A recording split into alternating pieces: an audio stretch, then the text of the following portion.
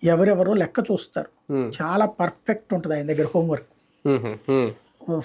ఒక నాయకుడు ఎంత కష్టపడ్డాడు, ఎంత రిస్క్ తీసుకున్నాడు, క్యాస్ట్ ఈక్వేషన్ ఏంటి, హ్మ్. దీని ప్రకారం అంతా ప్రిపేర్డ్ ఉంటాడు. ఆల్రెడీ ఆయన దగ్గర డేటా అంతా ఉంటుంది. హ్మ్. నేను అనుకోవడం అదే చెప్తున్నాను కదా, వచ్చే నెలలో ఒక 500 ఇచ్చి, హ్మ్. ఆ తర్వాత నెలలో ఒక 500 ఇచ్చి, అట్లాగా దశల వారీగా తీసుకెళ్తే హ్మ్.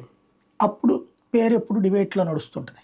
హ్మ్. ఒకేసారి మొత్తానికి ఇచ్చి పడేస్తే రేపు పొద్దు నుంచి నాకు రూమ్ లేదు, నాకు ఆఫీస్ లేదు, నాకు సీట్ లేదు, నాకు కుర్చీ లేదు, హ్మ్. నాకు వెనకాల కారు ఇవ్వలేదు, హ్మ్. ఈ గోలే నడుస్తుంటది. హ్మ్. వీళ్ళు ఇది నేర్చుకుని ఇదంతా తేల్చుకునే లోపు పుణ్యకాలం గడిచిపోద్ది, పదవీకాలం అయిపోద్ది. హ్మ్. వైసీపీలో అదే జరిగింది.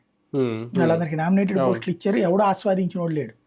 అదే అవును. బోర్డు దాని మీద రాసుకుని వెహికల్ మీద బోర్డు వెహికల్ మీద రాసుకోవడం రాసుకొని తప్పించి ఏం తిరగడం. లేదు. హ్మ్. అంత మించి ఒరిగింది లేదు, ఏం లేదు. ఈయన అట్లా కాదు, గ్రౌండ్ లెవెల్లో పని జరిగేలా చూస్తాడు. హ్మ్. హ్మ్. ఆ కన్సర్న్ డిపార్ట్మెంట్స్ లో పని జరిగేలా అంటే చూస్తాడు. వైసీపీ అంటే సింగిల్ గా పార్టీ కాబట్టి ఓకే, ఆయన ఆలస్యంగా నిర్ణయం తీసుకుని ముందు ఇచ్చిన ఎవరు పట్టించుకోలేదు. ఇక్కడ 3 పార్టీలు కలిసి ఉన్నాయి. ఇప్పటికే జనసేన, బీజేపీ వాళ్ళ లిస్ట్ కూడా ఇచ్చేశారు అనేది. బీజేపీ కూడా కొంతమంది సీనియర్ నాయకుల పేర్లు కూడా, సోమవీరాజు పేరు, విష్ణువర్ధన్ పేరు, ఇలా కొన్ని పేర్లు కూడా ఇచ్చారు అనేది. అది ఎంతవరకు వాస్తవం? సోషల్ మీడియాలో వైరల్ తప్పించి ఏం దాని లేదు. వల్ల ఈ వీళ్ళు నిర్ణయం అడిగినట్టు లేదు, తీసుకోలేకపోతుంది. వాళ్ళు చెప్పినట్టు లేదు.